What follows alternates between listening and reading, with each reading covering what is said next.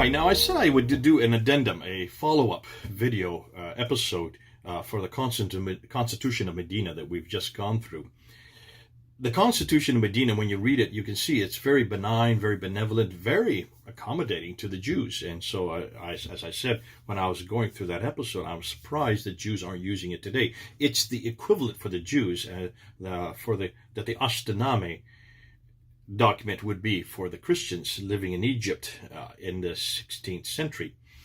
But nonetheless, when you look at the Constitution of Medina, and then you see what happened to the Jews in Medina, especially the three major Jewish tribes, when you look at those three major Jewish tribes, you will see that they were not treated this way. They were not at all. They were thrown out. Look at the Banu Kainuka family. The Banu Kainuka family in 624. Muhammad had only been there for 2 years. In 624, at the Battle of Badr, after the Battle of Badr, he threw them out of Medina, took all their provisions for his men.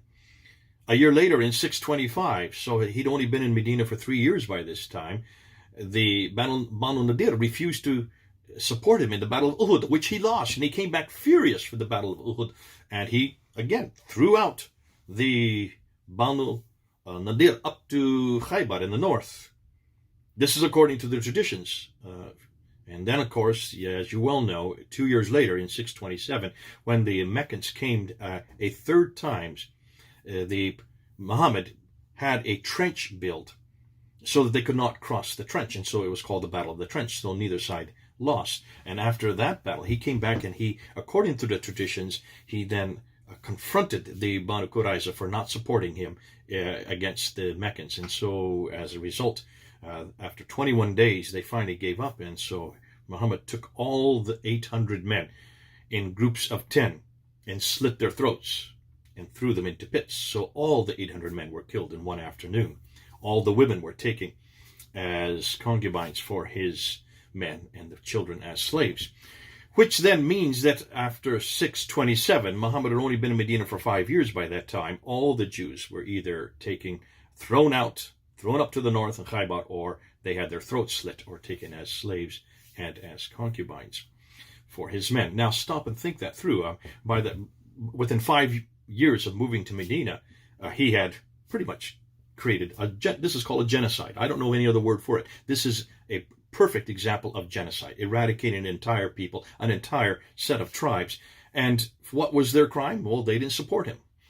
So Muslims have always come back to me, and they've said, yes, that's true, because the reason why he had to do that, the reason why he had to confront the Jews, the Banu Kainuka, the Banu Nadir, and the Banu Qurayza, is because they reneged on the Treaty of Medina, the Constitution of Medina.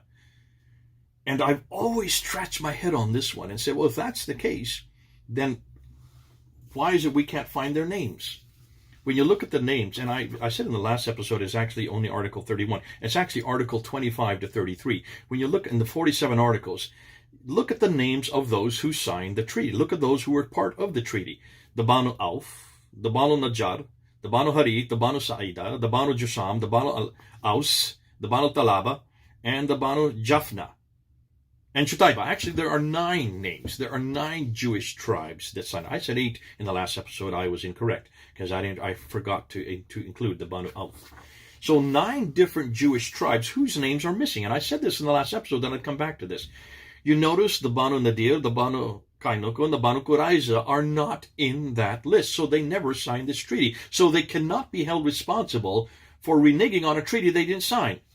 And I can see why they didn't sign it, because when you read this treaty, first of all, stipulates in the very first article that God, Allah, would be their God, and that they will all come under that God, and that Muhammad would be their arbiter between man and God. No Jew would sign it. I wouldn't sign it. I'm sure many of you, most of you who are watching me, would not have signed a treaty like that. So it stands to reason they would sign it. Now, these are the 3 major tribes. These are the ones that they had the most wealth. So I can understand why Muhammad would have for financial reason, economic reason, he would want to confront them. And it could be that because they didn't sign the treaty, that's why he confronted them. But to suggest, therefore, that they are guilty, and I hear Muslims saying this all the time, they had it coming to them. They are guilty because they didn't sign the Constitution of Medina. whether or not the Constitution Medina even existed, or whether or not it's even historical. We saw in the last episode it's not historical. It's nothing more than the late 9th century. But see, we have to kind of talk within the 9th century, because all these stories, including the names of these Jews, are all from the 9th century. And we already saw that archaeologically speaking and historically speaking, there were no Jews in yet. Can you see? We're going in a circle here. And that's why Muslims have it coming and going. They've got a difficulty coming and going. It's for them, they've got to prove, first of all, that there were even Jews in Medina, and then they've got to prove that this constitution is correct. But then they've also got to show, if they're going to go with that at the constitution, then you're going to have to ask, then why did Muhammad throw them all out? Why did he then slit the throats of 800 of their men? Why did he take the women as concubines and the children as slaves? Why did all this happen if there was a constitution of Medina which supported it? And their answer is, you can't say that because they reneged on it, because they never signed it. You can't have it both ways. Let's take that, bring that into the 21st century. If this constitution is what Muslims want to hold on to, if this is the constitution that they want to say as their document for all people in all places and all times, because it's the one that Muhammad did, and Muhammad is their model, he is their paradigm. If this is what they want to impose on us today, let's just ask that. Would any of us agree to this kind of constitution? Remember, let me just put it in context. I did this when I was back in London. I remember at Speaker's Corner a number of years ago, a Muslim was trying to defend it, and he was trying to say, yes, it's perfectly legitimate. That document is something that Muhammad signed. He created it. Therefore, it is a document for us today as well. And I said, well, that's fascinating. Let's just put this into the context of London. Let's just say that Muhammad came to London, and let's just say he moved to London. He had only been there for 2 years. He was not from London. He was from elsewhere, but he came and moved to London. And the majority of people in London are not Muslims. There's about 1 million out of the 10 million that are there, that I understand, that are Muslim. So a tenth of the population would be Muslim. Nonetheless, he then decides that he's going to become the leader of London immediately, and puts together this treaty, though he's not from London. So he becomes the mayor of London. Let's just say a Muslim becomes the mayor of London. Oh, wait a minute. There is a Muslim who is a mayor of London right now as we speak. Ooh, this is kind of scary, because it actually could happen. If that mayor, Sadiq Khan, if he wanted to go back to this constitution, he would have to hold to this constitution, because that comes from his prophet, that comes from his paradigm, that is his narrative. Let's just say Sadiq Khan were to take this constitution and start and demand that everybody sign it. Let's say all of us had to sign it, all of us, the other 9 million of us who had to sign it, because he is now the mayor of London. He is now the authority between man and God. He now wants us to stipulate that we believe in that God, Allah, and in the last times, and he becomes the arbiter for anything that God said. So we have to sign that. And if we don't sign it,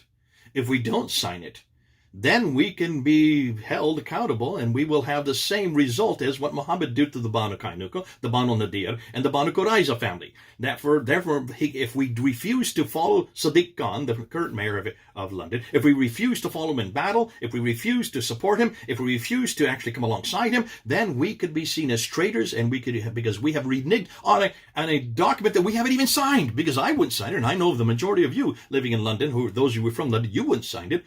So, nonetheless, because we didn't sign the document, we could therefore be thrown out of our houses, thrown out of London. We could, if those of us who do not support him as he goes and battles against other people, then we could have our throats slit, and we can have our women taken from us, given to other Muslims, and our children taken as slaves. If that is what Muslims want to claim, if you want to claim this document, and then you're claiming that at the same time those who reneged on this document then deserve what they got, then put it into the 21st century and see if this document is relevant for today. Can you then understand why we're standing against Islam? Because it's this kind of material, it's these kind of documents, it's these kind of constitutions that I know you Muslims have to go back to. And when you do get political power, when you do get control, you're going to demand that of all of us. Why? Because you only have one paradigm, and his name is Muhammad. You only have one model, Muhammad. And what he did, you're going to do. Because eventually, once you get that political power, you have to fall back on what he did, because he is the arbiter between man and God. He is the model of how we're to live today, how you're to live today. So even if you want to say the Constitution Medina is authoritative, I don't want it to be authoritative. I don't want anything to do with the Constitution of Medina, because I can see how it can be used so easily, since it was used so easily against the Banu Kanuka, the Banu Nadir, and the Banu Qurayza family. They're between 624, 625, and 627. Please, in the heaven's sakes, people wake up. It can also be used against us in the 21st century. Didn't mean to get excited about it, but it's something that we need to hold on to. We need to be careful. Muslims, be careful what you foist as authoritative. Be careful. It's not authoritative. Thank God it's not authoritative for us today. And thank God it's not even historically accurate. So you either coming or going, you've got to be careful what you're going to do with this Constitution. Do not accept it unless you're going to see how it can be used against you, like Muhammad did, if that is true. Thank goodness I believe none of it is true. I can throw it all away. I don't even know if this man did anything with any Jews in Medina, and that's where I would rather go. I would rather throw his history out right out the window, because he is the man I don't want for today. He is the paradigm I don't want to follow, and I don't want it also to come against me as a Christian or a Jew or anybody else who's a non-Muslim. Can you then see why we're doing what we're doing and why we're saying what we're saying? The empirical evidence shows me there was no Constitution.